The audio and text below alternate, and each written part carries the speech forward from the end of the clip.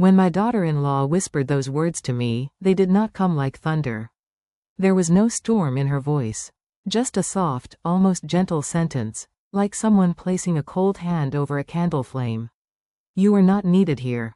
I stood there, holding a cup of warm tea that I had made for her. My hands were steady on the outside, but inside, something small and fragile cracked.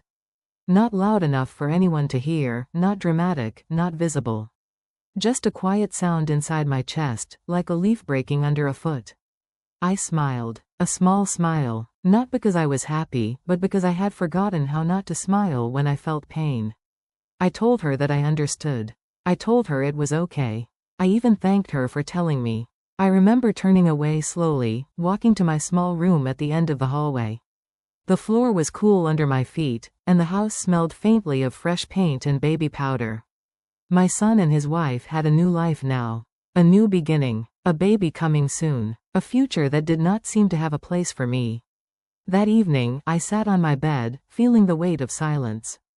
It was strange how silence could feel heavy, almost like someone sitting beside me, pressing down on my shoulders. I looked at the old family photo I kept on my nightstand. It was from many years ago, back when my son was still a young boy, smiling with 2 missing front teeth. Back then, he used to run into my arms when he fell. Back then, my comfort meant something. I whispered to myself, calm and quiet, maybe this is how life works.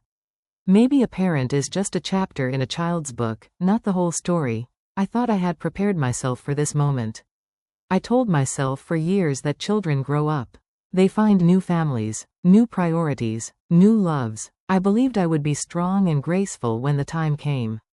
But strength feels different when you are alone in a room, staring at the wall, trying to remind yourself that you are still needed by someone, even if no one is there to say it out loud. I closed my eyes and let memories come like slow waves.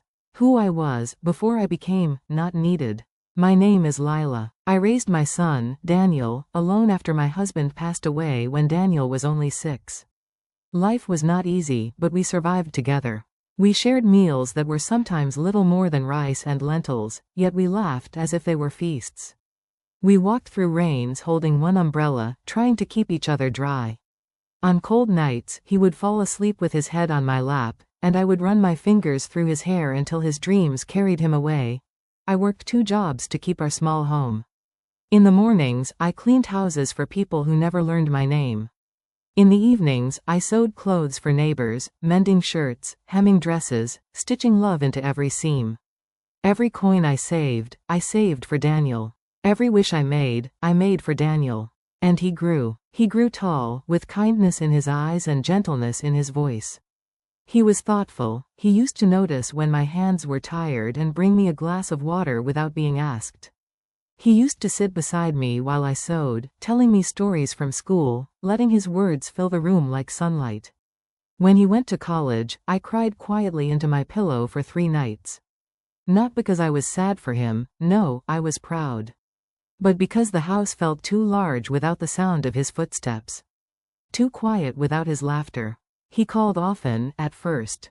Daily. Then weekly. Then only when he needed something, money for books, support for rent. I always gave what I could, even when it meant going without. I told myself this was love. It still is. The first time he brought her home. I remember the day Daniel brought his girlfriend, later, my daughter-in-law, home for the first time. Her name was Emily. She had soft brown eyes, careful movements, and a polite smile that did not quite reach her eyes. She said she was happy to meet me, and I believed her, maybe because I wanted to.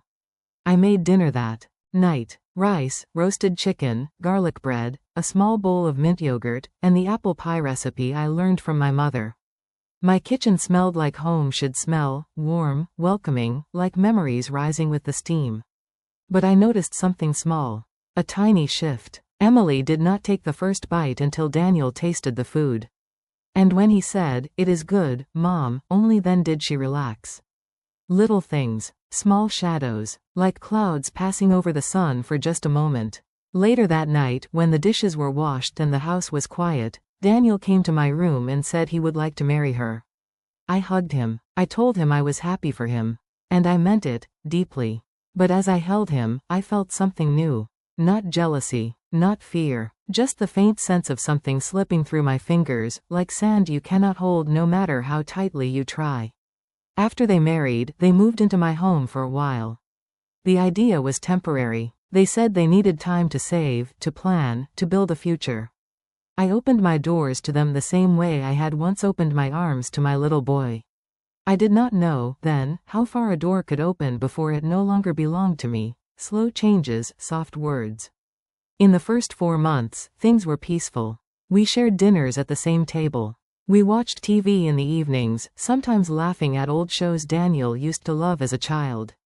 I tried to give them space. I tried not to intrude. I told myself every day that I was lucky. They were here, under my roof, safe, close, but slowly, like dusk replacing day, things began to dim. I noticed when Emily started moving my kitchen things around without asking. Spices I needed disappeared into different drawers. My favorite cup was replaced with a new set she bought online. When I cooked, she would sometimes step in and say gently, "Maybe I should do it this time." Her voice was never loud, never rude, always soft, always smiling. Soft words can still bruise. I stepped back, again and again, telling myself not to be difficult, not to be in the way, not to be the reason my son was stressed or torn between us. I learned to cook less, to speak less, to exist less. Then one afternoon, while Daniel was at work, I overheard something. The whisper that stayed in my bones. I was folding towels in the hallway when I heard Emily speaking on the phone. She said, quietly, "I think she is too involved. I just wish we had our own space. I do not want her hovering over everything." Her voice did not shake with anger. It was calm. It was honest. It was enough. I stood there, holding a white towel that suddenly felt too heavy. My fingers curled into the fabric, and I told myself not to cry. Crying would make everything real. Silence would keep it survivable. I went back to my room, closed the door, sat on the bed, stared at the wall for a long time. I thought about every meal I had made, every stitch in Daniel's shirts, every night I stayed awake when he had fever, every prayer I whispered for his safety, every sacrifice, small and large, that built his future. And I thought, maybe that is what parenting is. Giving everything, expecting nothing. And still, somewhere deep inside, hoping for just a little space to remain yours. That evening, she came to my room. She stood by the door. Her voice was soft again. Always soft. "We will be moving out soon," she said. "I think it is better for everyone." She smiled politely, as though she expected me to agree. I did. I nodded. I smiled back. Because that is what I had become, someone who smiled, even while breaking. But the real moment came 3 days later. The one that settled into my bones like cold air. I had woken early to make breakfast. Not for them, just habit. The house was quiet when I entered the kitchen. I was washing apples when Emily walked in behind me, barefoot, her hair loose over her shoulders. She did not raise her voice. She did not look angry. She just whispered the sentence like someone closing a final page in a book. "You are not needed here." Something inside me didn't scream. It just exhaled. I put the apple down, washed my hands slowly, dried them on a clean towel. And I smiled. Not because it was okay, but because I had no idea what else to do. After that morning, the house felt different to me. Not colder, not hostile, just unfamiliar, like I was living somewhere I used to know.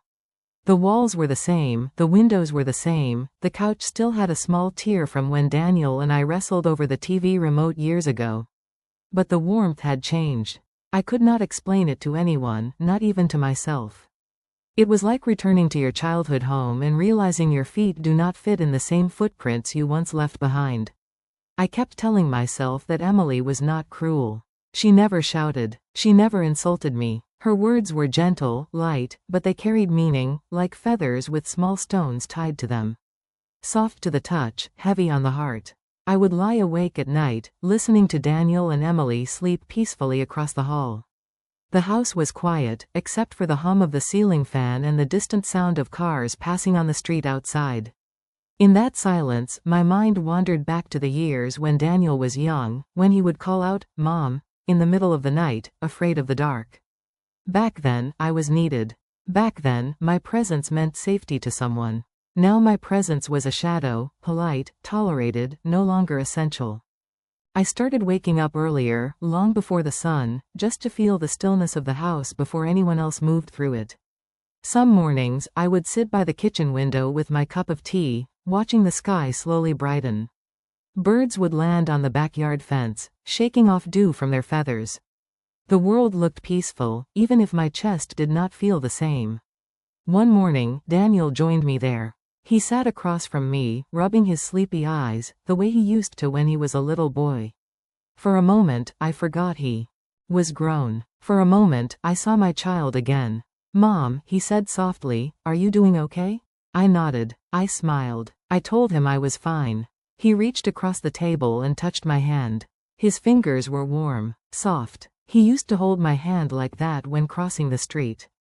Now, he held it with hesitation, like something fragile. "If anything ever makes you uncomfortable, you can tell me," he said. I wanted to tell him everything. I wanted to tell him my heart was tired, that I missed him, that I felt like a guest in my own home, that I wanted to ask if there was still a place in his life where I belonged. But I saw the hope in his eyes, the hope that I would say I was happy, that everything was okay, that he could breathe without guilt. So I said the one sentence that would not disturb his peace. "I am okay, Daniel." "Really?" He smiled, relieved. He squeezed my hand. And then he left for work, unaware of the quiet storm I was learning to live with. Life before all of this. Sometimes, when emotions grow too heavy, the mind travels backward, like a river remembering its source. Years ago, our life had been simple. Our home was small, but laughter lived in it like a guest who never left. Daniel and I would cook together, make small messes we laughed about later.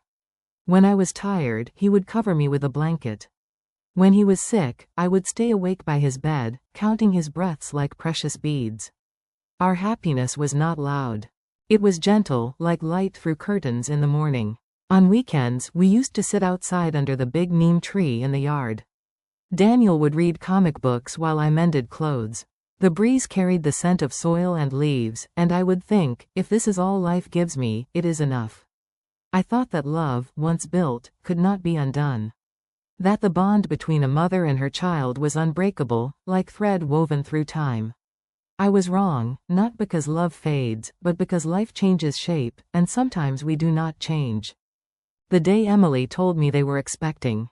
The first time Emily told me she was pregnant, her voice was soft, but it carried excitement, like sunlight breaking through clouds. Daniel stood next to her, his arm around her shoulders, his eyes shining with pride. I felt warmth bloom in my chest. A grandchild. Another heartbeat in the family. Another chance to give love. I hugged them both, and for a moment, the distance between us disappeared. We were one family, sharing one joy. But joy can be fragile. In the weeks that followed, Emily grew more protective of her space. She rearranged the furniture. She threw out things she thought were old.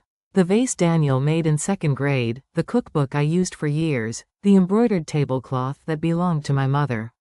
She donated them without asking. When I searched for them, she said kindly, "I thought we should make room for new things." I nodded. I understood. Life moves forward. Old things are replaced by new ones. But I could not help feeling like I, too, was an old thing in her eyes, something to be put away gently. Still, I held on to hope. I believed the baby might bring us closer. I imagined holding small hands, singing lullabies, rocking a tiny body to sleep like I once did with Daniel. I saw myself helping, guiding, loving again. But some dreams are made of paper. One drop of reality can turn them to mush. Her voice, soft as snow. There were small moments, subtle, almost invisible, that told me where I stood. If I suggested a baby name, Emily would nod politely, then pick another one. If I bought tiny clothes, she would tuck them into the back of a drawer, never used. If I tried to cook her something healthy, she would say, "Oh, thank you, but my mom will make something else later." Her mother visited often. She came with bags of food, advice, ideas, decisions. I watched them plan the nursery together, choosing curtains, bedding, toys, while I stood at the doorway, unseen. Once, I offered to paint the nursery. Emily smiled gently and said, "You should rest. You've done enough in life." Done enough. Past tense. A closed chapter. I began to spend more time in my room, sewing for neighbors again. Stitching fabric felt easier than stitching relationships that did not want to mend. Some evenings, Daniel knocked softly on my door. "Mom, come watch TV with us." Sometimes I went, sat quietly on the couch, listened to them talk about names, parenting books, future plans. Sometimes I stayed in my room instead, pretending I was tired. Pretending I did not feel the growing wall, not made of anger or conflict, but of gentle exclusion. The weekend her mother stayed over. One weekend, Emily's mother came to stay for a few days. She was kind, polite, but confident in ways I was not. She helped set up the nursery, cooked meals, organized closets, planned everything. I watched quietly, not because I had nothing to say, but because every time I tried to offer help, someone was already doing it better. Late one night, while passing the living room, I overheard them. Emily's mother said, "You two will do better in your own place. Privacy is important for new parents." Emily replied, almost in a whisper, "I know. I think she means well, but I feel watched sometimes." Watched. The word hurt more than I expected. I walked back to my room in silence. Sat on my bed, hands on my lap, my breath slow and measured. If caring is seen as watching, if helping feels like interfering, then maybe love, too, can become unwanted without even changing shape. Days slipped like water through fingers. The following weeks blurred together like soft watercolor, edges unclear, colors fading gently. I still cooked, but less. I still spoke, but briefly. I still smiled, because habits survive even when joy does not. One evening, Daniel came home late. His face was tired, but when he saw Emily resting on the couch, his eyes softened. He sat beside her, placed his hand on her belly, whispered something I could not hear. I watched them from the hallway, unseen. They looked like a painting: love, new life, future. A part of me ached, but another part felt peaceful. This was how life was meant to be. Children grow, they build their own worlds, and parents learn to step back, even when stepping back feels like disappearing. I whispered to myself, "He is happy. That should be enough." But the human heart is rarely simple. It can accept reality and still long for more. It can let go and still wish to be held. I loved my son with a love that had no exit door. Even if I was no longer needed, my heart did not know how to stop caring. It did not happen all at once. There was no great argument. No slammed doors or angry words. The change came slowly, like winter arriving one chilled morning at a time, until the whole world is cold and you wonder when the last warmth slipped away. After Emily's mother left, the house returned to its usual rhythm, but something inside me stayed uncertain. Every footstep felt careful, every sentence measured. I no longer felt like I was living in my own home. I felt like I was borrowing space. Daniel worked more hours as expenses grew and the baby's arrival drew closer. Emily rested often, but she also grew quieter with me. She never stopped smiling, just stopped including me. Conversations became short, necessary, polite. Once, when I placed a freshly folded blanket near the baby's crib, she gently lifted it and put it on a different shelf without a word. Not wrong, just a reminder. A reminder this was her space now, not mine. Another time, I offered to go grocery shopping. She thanked me, then pulled out a list already handwritten for a delivery service. "We ordered online," she said sweetly. Technology replacing hands, replacing me. Little by little, I stepped back. Because stepping forward felt like crossing a line not drawn in ink, but in silence. When Daniel started forgetting to ask. Daniel and I used to talk every evening. He would tell me about work, ask me about my day, sometimes sit beside me just to share a quiet moment. But now, after long days, he came home and walked straight to Emily. He kissed her forehead, asked how she was, rubbed her back, made her tea, made her laugh. I watched, and I was happy for him, truly. But I also watched myself grow smaller in the background. A shadow of someone who was once necessary. One night, I tried to join their conversation at dinner.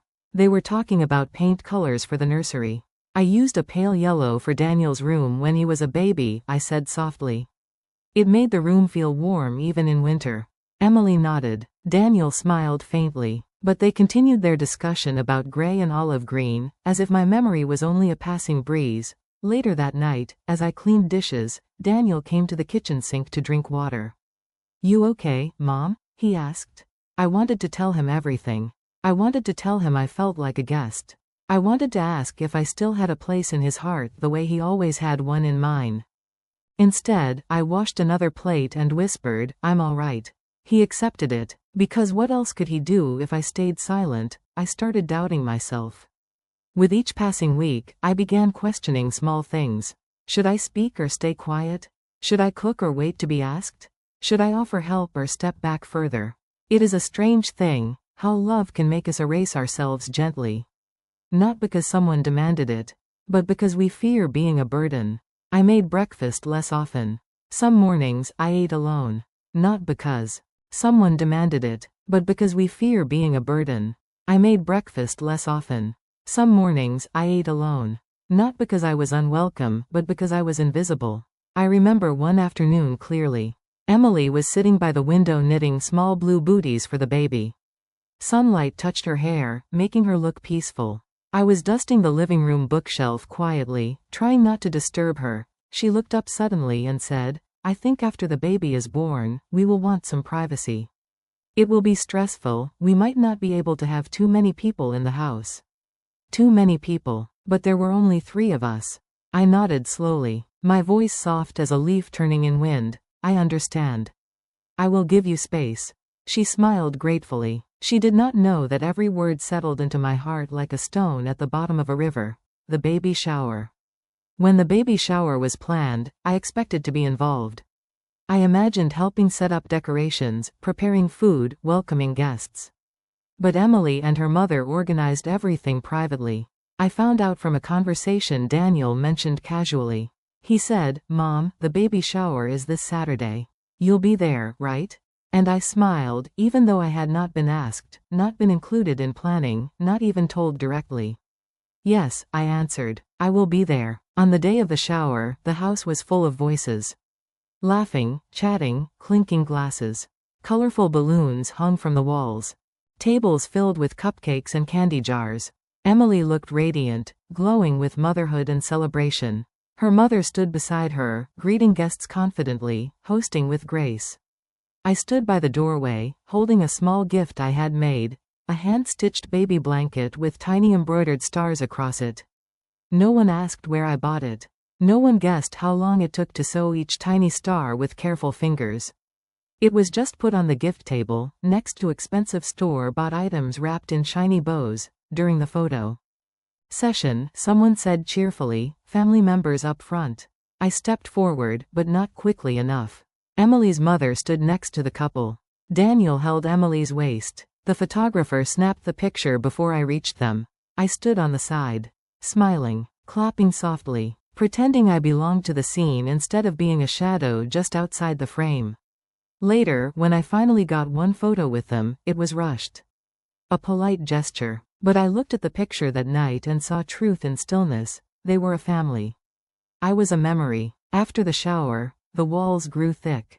Days passed like soft footfalls on carpet, quiet, unnoticed. Daniel spent more time preparing for fatherhood. Emily rested, read articles, attended doctor appointments.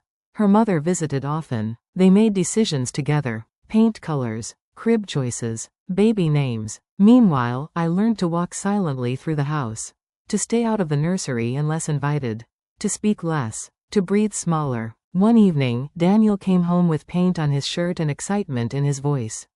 "Mom, we finished the nursery. You should see it." My heart warmed. He wanted to show me something again. I followed him to the room, smiling softly. The nursery was beautiful. Olive green walls. Cloud decals near the ceiling. A white crib with soft bedding. A rocking chair near the window.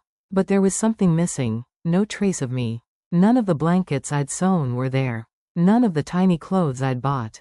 None of the small wooden toys Daniel grew up with, which I had saved with care. Only what Emily and her mother had chosen.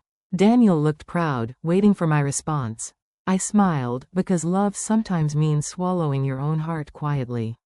"It's lovely," I said. And I meant it, even though part of me hurt.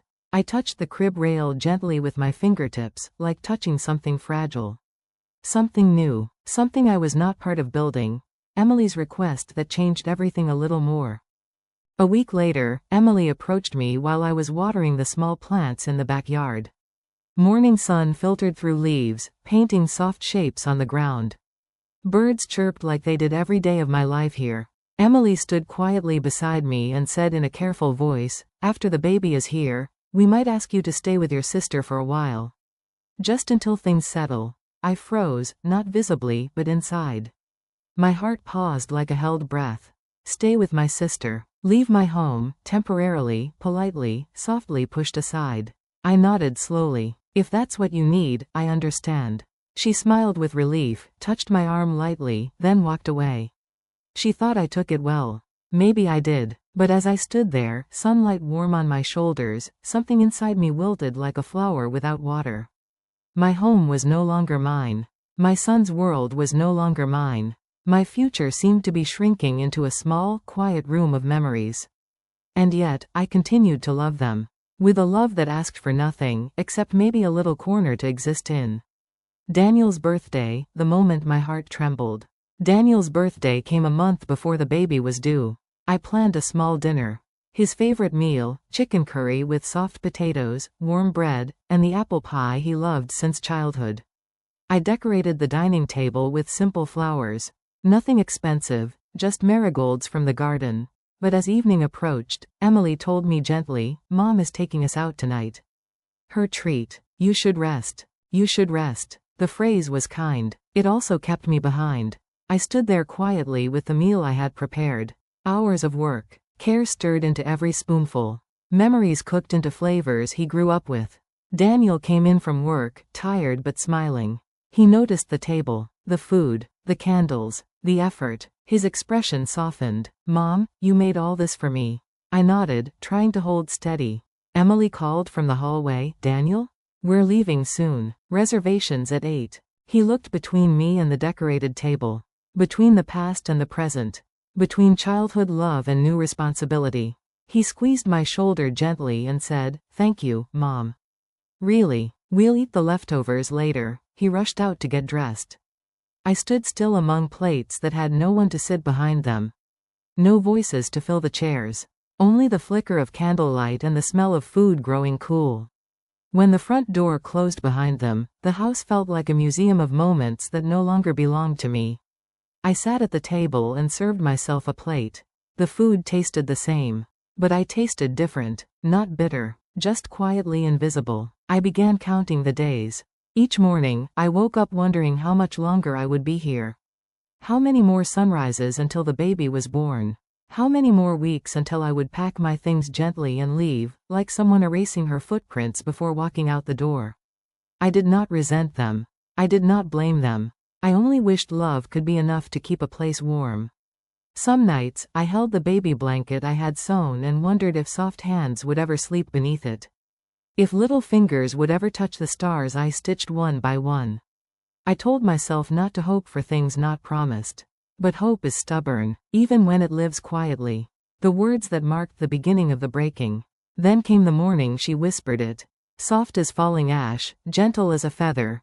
"You're not needed here." That sentence was not the end. It was the beginning of the rest of my story. The moment the rising conflict turned into something deeper. A realization, a shift, a slow opening of a door I had been afraid to see. I never expected the day of truth to come so quietly. No thunder, no shouting, just a sentence spoken with a soft voice that cut deeper than any scream ever could. It was early afternoon. The house was unusually peaceful. I was folding towels in the living room, a small chore I loved because it made me feel useful. The window beside me was open just a little, and I could hear children playing outside in the street. Their laughter floated in like light.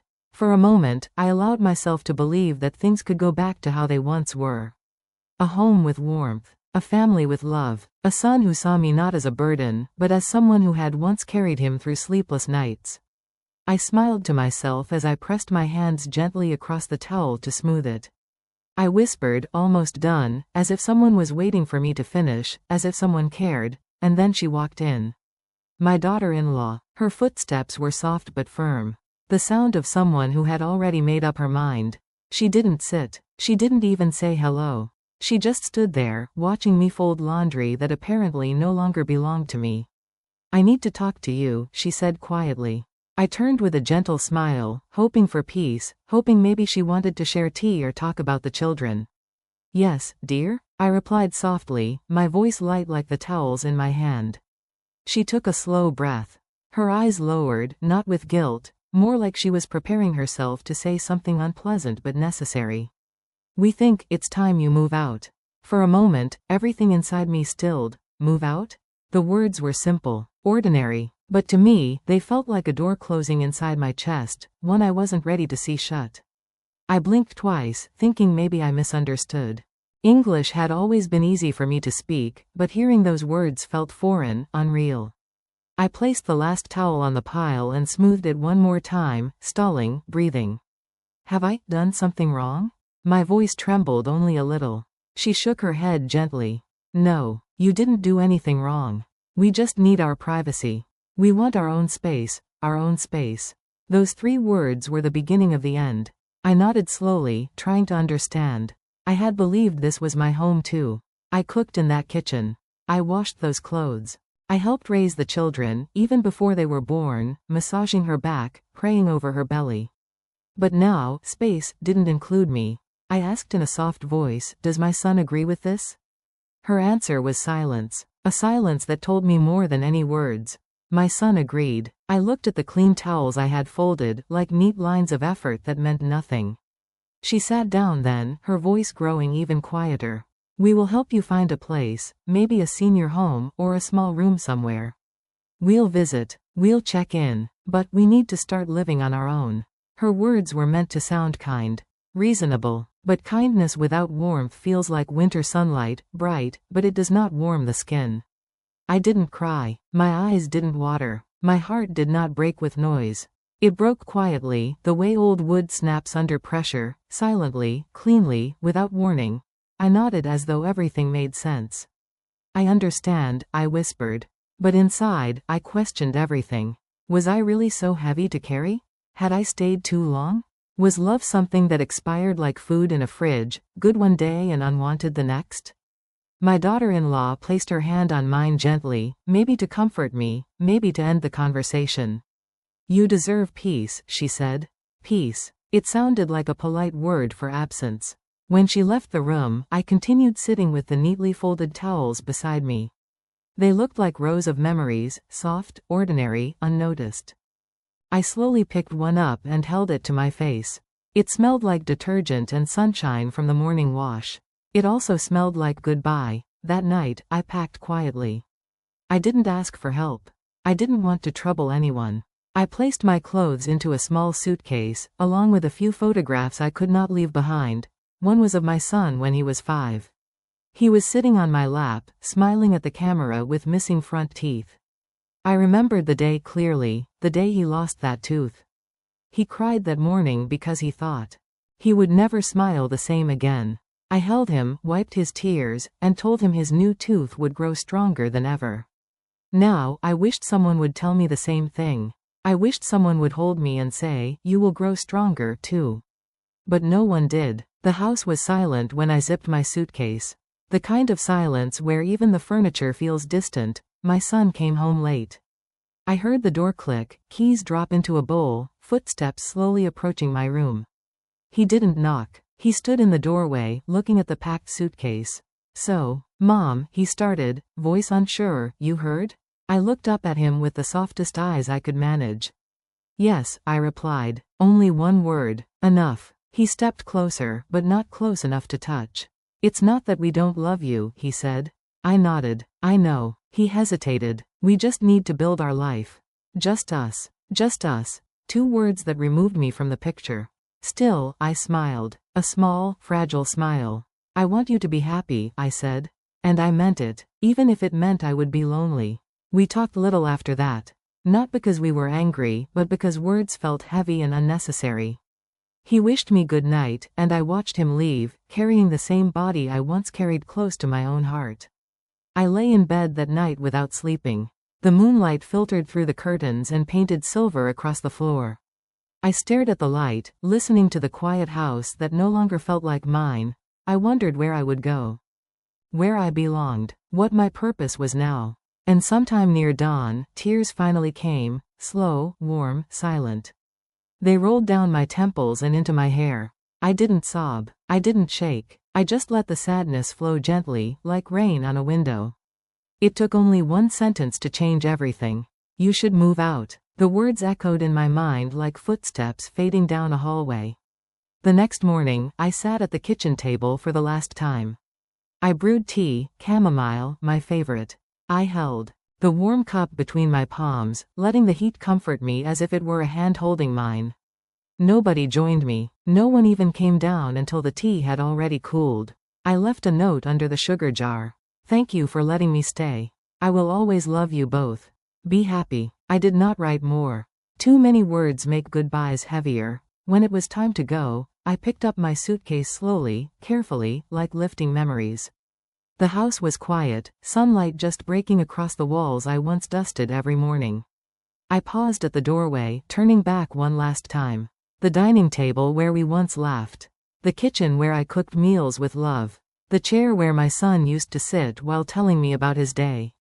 Everything still there, just not mine anymore. I stepped outside. The sky was pale, like it hadn't decided whether to rain or shine. I walked down the street alone, suitcase wheels tapping gently against the path. Tap, tap, tap. Each sound felt like a heartbeat moving further away from the place I once called home. And in that moment, I understood. Love does not always end with loud arguments. Sometimes it ends with soft voices, folded towels, warm tea left on a table, and a small note tucked under sugar saying thank you when your heart is breaking. The first night away from my son's home felt heavier than I expected. I had rented a small room in an old women's boarding house on the quieter side of town. The walls were light yellow, the kind that once must have been bright but now seemed faded, like something that had lived too much life. The window faced a street lamp that stayed on all night, casting an orange glow across the walls. It wasn't home. Not yet. Maybe not ever. I placed my suitcase on the bed and opened it slowly. Clothes folded neatly. The framed picture of my son at 5. A small jar of tea leaves. Not much else. I had lived my whole life giving pieces of myself away, and all I carried now was what remained. When the room settled into silence, I sat on the edge of the bed and breathed deeply. I tried to find strength in that breath, grounding myself in the moment. I had a roof. I had a bed. I was safe. So why did it hurt so deeply? Maybe because safety is not the same as belonging. And peace is not the same as love. I tried to sleep, but memories filled the room more than darkness did. My son laughing as a child. My daughter-in-law smiling the day they married. My hands holding theirs like life would keep us together forever. I pressed my palm against my heart. It beat slow, steady, tired. I realized then that pain does not always shout. Sometimes it sits quietly inside you, like a guest who refuses to leave. In the morning, I made myself tea with the small kettle provided in the boarding house common kitchen. The steam curled gently, comforting in its own fragile way. A woman sat beside me, knitting. Her hands moved softly, like she had done it for decades. She looked at me with kind eyes and asked, "New here?" "Yes," I said softly. She nodded like she understood something deeper than the words. People who live in places like this always understand goodbyes. They smell heartbreak the way others smell perfume. "I'm Ruth," she said, offering a small smile. I returned the smile politely. "I'm Maria." We said nothing more, yet something eased inside me. Just being seen, even by a stranger, soothed the ache a little. Days became weeks, quietly. I settled into a routine. Morning tea. A short walk to the park nearby. Sometimes I read on a bench, sometimes I simply watched the world move while I sat still. Life did not wait for me to catch up. It went on, birds sang, children ran, cars passed, flowers bloomed. And slowly, I learned how to breathe again. But every evening, when the sun softened into orange, memories returned like faithful shadows. I would sit by the window in my little room, looking at the street below. Lights flickered on in every house. Families gathering, doors opening and closing, laughter sometimes drifting through the air. I listened to all of it like a person outside a warm room, watching through the glass. So close, yet not inside. One evening, I found myself whispering out loud, "I miss you." Not directed at anyone specific. Just into the air, like a prayer that might find its way to hearts I once held close. Days passed, and I tried to fill them with things that made me feel useful, helping in the boarding house kitchen, folding blankets, sweeping the small garden path. Odd how folding towels in that place hurt less than folding them in my son's home. There, I folded as a mother trying to be needed. Here, I folded simply as a human trying to live. On Sundays, I went to the small church nearby. The benches were old, wood worn from countless knees and prayers. The pastor always spoke softly, like healing should not be rushed. I liked that. Healing has its own pace, like seasons. Sometimes I stayed after service, just sitting, not speaking, letting the quiet wrap around me like a shawl. I prayed for strength, not for anger to fade, because I held none, but for the ache to be gentle. And for my son to be happy, even if happiness did not include me. Months passed, and life became softer around the edges. The pain remained, but it no longer sat like a heavy stone. More like a small pebble in my pocket, always there, always felt, but no longer stopping my steps. One late afternoon, I was walking near the market when I saw a young mother holding her son's hand. The little boy was eating ice cream, face messy, laughing. She wiped his mouth, smiling like her whole world fit inside that moment. I stopped and watched, my heart tender. I remembered doing that with my boy, wiping chocolate stains from his cheeks, holding his small hand on walks, being his safe place. A tear slid down my face, not sharp or desperate, but soft, like remembering something precious.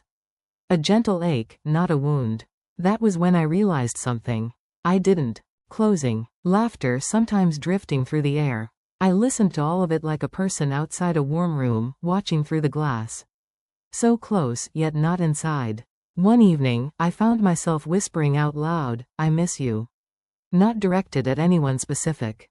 Just into the air, like a prayer that might find its way to hearts I once held close.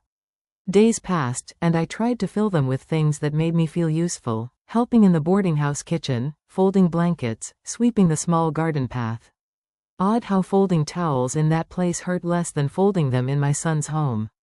There, I folded as a mother trying to be needed. Here, I folded simply as a human trying to live. On Sundays, I went to the small church nearby. The benches were old, wood worn from countless knees and prayers. The pastor always spoke softly, like healing should not be rushed. I liked that. Healing has its own pace, like seasons. Sometimes I stayed after service, just sitting, not speaking, letting the quiet wrap around me like a shawl. I prayed for strength, not for anger to fade, because I held none, but for the ache to be gentle. And for my son to be happy, even if happiness did not include me. Months passed, and life became softer around the edges. The pain remained, but it no longer sat like a heavy stone. More like a small pebble in my pocket, always there, always felt, but no longer stopping my steps. One late afternoon, I was walking near the market when I saw a young mother holding her son's hand. The little boy was eating ice cream, face messy, laughing. She wiped his mouth, smiling like her whole world fit inside that moment. I stopped and watched, my heart tender. I remembered doing that with my boy, wiping chocolate stains from his cheeks, holding his small hand on walks, being his safe place. A tear slid down my face, not sharp or desperate, but soft, like remembering something precious. A gentle ache, not a wound. That was when I realized something. I didn't regret loving them. I didn't regret caring too much, giving too much, staying too long. Love is never wasted, even if it is not returned in the end. I went back to my room that evening, sat at my window, and instead of feeling empty, I felt full, full of memories, full of a life lived with love. Maybe not all love remains, but the love I gave still belonged to me. No one could take that away. I decided then that I would write letters, not to send, just to release. Words I never said, feelings I never shared. I opened a small notebook and began to write slowly. My dear son, I hope you smile often. I hope you rest well. I hope life is kind to you. I miss you, but missing someone is a sign that love once lived there. And that is something I treasure, not regret. The ink did not smudge. My heart did not break. It eased. One page became 2, then 10. Each word like a breath, like exhaling years of quiet love. I began writing letters to myself, too. Soft words. Words I needed but never received. You tried your best. You were a good mother. You are still worthy of love. And slowly, I believed it. Not fully, not instantly, but like dawn, gentle, gradual, patient. Sometimes, at night, I still looked at my son's photo. I touched the glass with 2 fingers, like reaching through time. I whispered good night, even though he could not hear it. Grief does not leave completely, but it changes shape. It becomes part of you, like an old scar, no longer bleeding, just reminding. One day, Ruth sat beside me at breakfast and said, "You look lighter lately. You smile more." I didn't notice. Maybe healing happens quietly too. I smiled at her softly. Maybe. I think I'm learning to live again. She nodded, eyes warm. Pain is real. But so is life, she said. And I felt those words settle deep inside me. Pain is real. Life is too. So I chose to keep living. Not because the hurt was gone, but because love deserved to become something new, not just a memory, but a future. Maybe. Small, maybe quiet, but still worth waking up for. I still dreamed of them sometimes, my son, my daughter-in-law, the home I once belonged to. But I woke with peace instead of longing. Because I understood now, love doesn't die, it simply lives differently. It becomes a soft whisper instead of a voice. A memory instead of a presence. A quiet room instead of a full house. And that is okay. I carry them with me, not as pain, but as part of my story. Sometimes, late at night, I sit beside my window and watch the world go still. The streetlights glow like tiny moons. The wind carries distant sounds of living, a baby crying, a door closing, someone laughing down the block. Life continues, even when our own chapters slow down. I hold a cup of warm tea between my palms and breathe in the calm. And I think of everything that happened, the home I left, the family I raised, the love I gave so freely. I used to believe I lost something when I walked away that morning with my suitcase rolling behind me.